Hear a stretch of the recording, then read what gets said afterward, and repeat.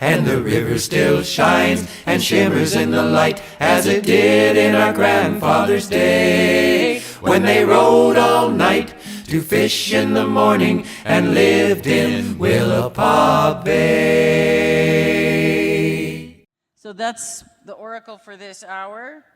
And our reader for tonight, starting it, is an incredible person named Lara Messersmith-Glavin, standing right here. Not everybody knows this, but my name on the birth certificate is Lara Liu. And my name is Lara Lee.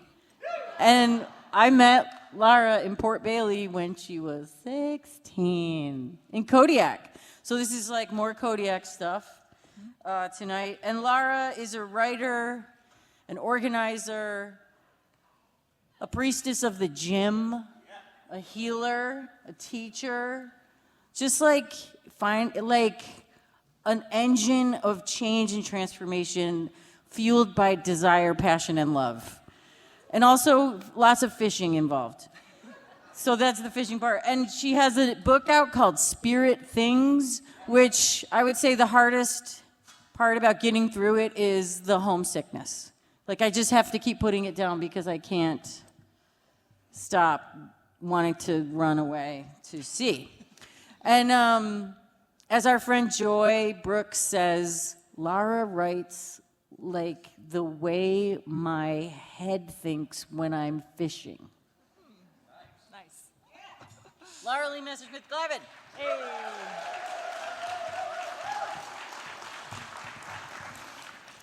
Thank you so much. Just a quick thank you, too, to our friends in the sound booth, because doesn't it sound great in here? Yeah, Nevada and all of our friends, and Liv, who is helping manage the show tonight. I really appreciate everything. This sounds so nice. The reason, too, why I want us to focus on this is I have been thinking a lot about what is Fisher Poets about, right? And I think this question comes up for me a lot. Every year, the answer feels different. And, you know, often it's about community, and often it's about story. And this year, for me, Fisher Poets is about sound. This is a very intensely auditory art form, obviously, that we're taking part in. I don't know about you, I actually have several people in my life who are deaf or hard of hearing, my partner and my mother and many of my friends. So something that I've been thinking of is, how can we bring the magic that is this very specific form of art to our friends who do not have that same auditory access? There's a really particular magic that I want us all to be able to share. So that's our puzzle for this evening. Let's think about how we can create those spaces too. So last night I read a brand new piece, and tonight I'm going to read something that is quite old. This is from a much longer, this is a very short excerpt from a much, much longer piece called The Elements of Sound. And I'm going to read to you the section about water, because I suspect this is also about Fisher Poets. Port Angeles, Washington, the death place of Raymond Carver, is a dreary little mill town on the strait that stinks of pulp and looks like heavy drinking. The sky hangs low most of the year, and the steady, dull rains trap the mill smoke rather than rinse it away. On a hill above town sits a small fine arts center. Its windows peer shyly through the dark northwest pines onto the harbor. I visited many years ago, and when I entered, it felt as if something truly unusual might be found there. I walked into the central gallery and was puzzled by its lack of art. The room was nearly blank. A wall of glass faced town, the curls from the smokestacks all but obscured from view by a dense line of trees and the relentless, streaming rain. Below the windows was a broad raised area like a stage, covered in river stones, and vessels of every description. Bowls, pitchers, china cups, carnival glass candy dishes, highballs, iced tea jars, a plastic bucket. Each contained water, some nearly full, and others only partially so. What a weird exhibit, I thought.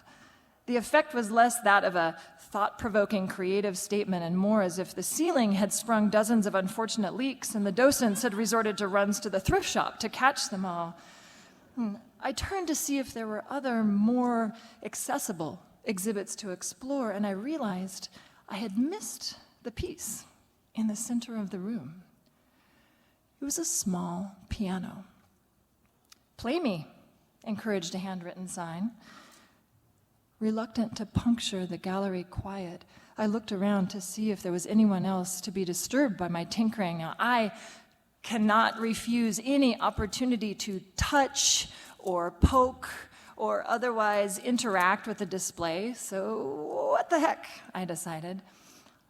I pressed a tentative finger on a key.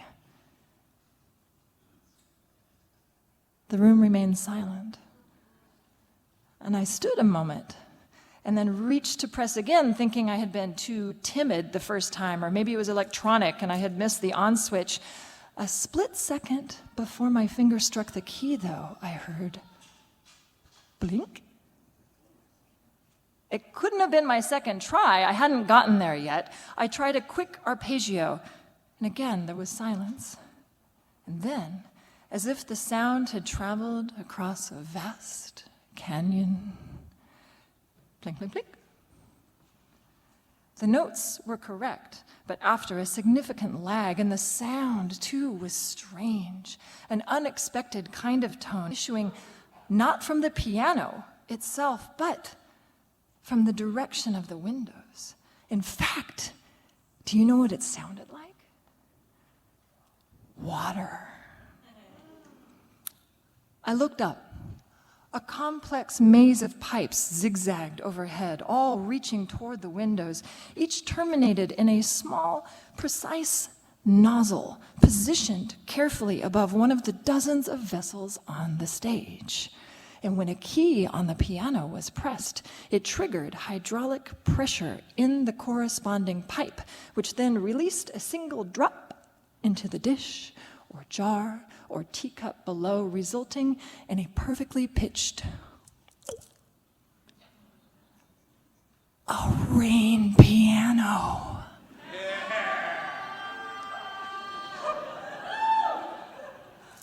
Now, this object felt like it dwelled between realities, as if it had come to this gallery only as a gift from a more magical realm, a place where the speaking of the elements was commonplace.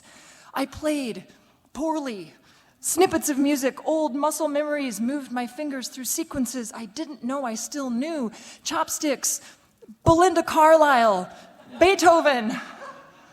The lag between the depression of a key and its corresponding note was like navigating familiar terrain while blindfolded. The lack of immediate feedback was disorienting. I was reminded of wheel watch, of steering a ship where there are long pauses between when you ask the rudder to move and you see the course change on the compass. You had to trust that your key was true. The sound, too, was disorienting, like hearing your own words read aloud by someone else. Each droplet struck the water and rang with the round upward sound of a question.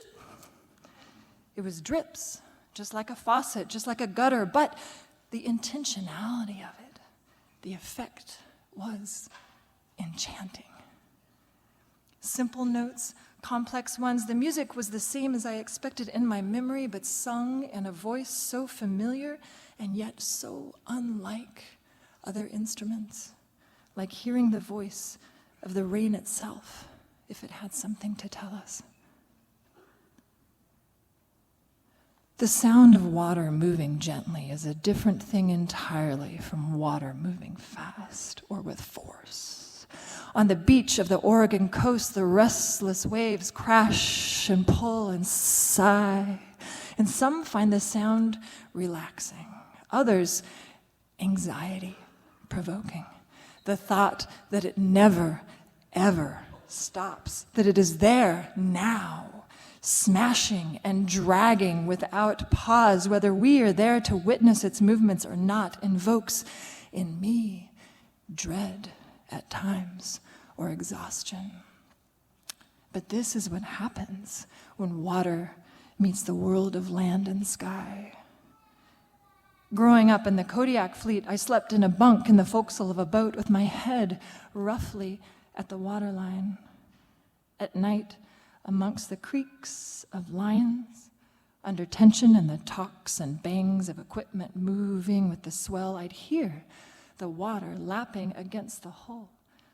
It was a gentle sound, sometimes liquid, sometimes like the light slap of a palm, depending upon where the boat got caught in a trough. It was so common, this water sound, and yet I found it both familiar and full of horror. Rather than a rhythmic lullaby, the tiny dips and peaks of the wavelets pattered out to me a constant reminder of the depths that lay below them. Abyss, they whispered, right here, inches away. Certain sounds are not about the transmission that creates them, but the receiver that gives them voice. Imagine that a drum talks not about the drummer, but about the skin with which it is made. The pitch and tone, the story it tells, is the skin itself speaking. The same patter on one head sounds different on another. For me, the water speaking through the fiberglass of the hull did nothing to reassure me of the boat's seaworthiness. Instead, those gentle laps and droplets talked only about the thinness of the wall that separated me from it, the impossible depth that lay beyond. Abyss. Sound moves more quickly through water than through air, its speed depending upon pressure and temperature. As the water goes deeper, it generally grows colder. When sound waves slip through colder water, they slow, which refracts them downward, bending them ever deeper. They're at their slowest when they hit the thermocline layer, where rapid changes in temperature occur. Below this layer, the pressure increases, which in turn increases the speed of the sound waves and refracts them upward. In this way, sound bounces back and forth as if trapped in a tube. These places in the ocean where sound waves bounce, refracting up and down encased by pressure, are known as sound channels. Like transatlantic telegraph cables, they allow for some underwater sounds, like the song of a male humpback whale, to travel thousands of miles without the signal losing strength. Did you know all male humpbacks within a region will sing similar songs? They copy and learn from one another. They borrow and riff and teach. Sometimes they sing choruses or duets. Distant communities may even pick up elements of other communities' songs through a form of cultural transmission.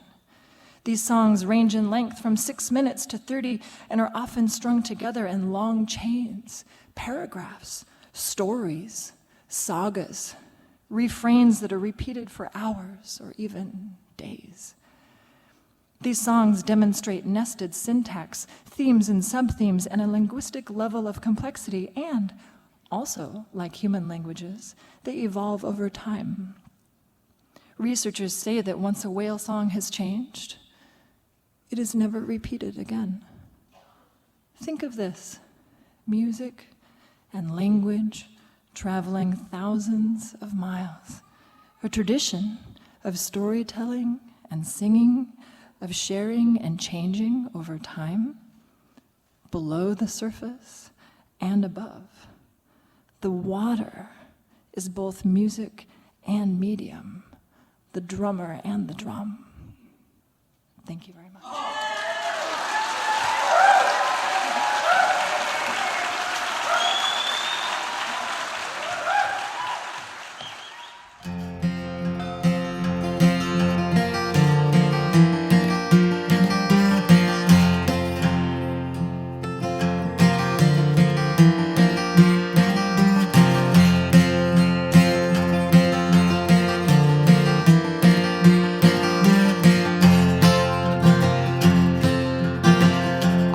Bowstern the water is churning.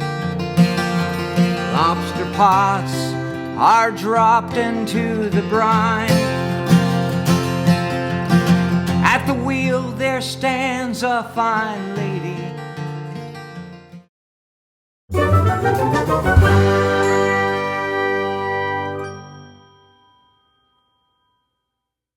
Okay, thank you so much for talking with us today about the FisherPoets Gathering. We really appreciate your stopping. Can I ask your names and where you're from? Christine And Phil. from Portland. Yeah. And is this your first time at the Poets Gathering? No, it's Third. our third time. Third time Yeah. at the Poets. Okay. Before COVID and this one.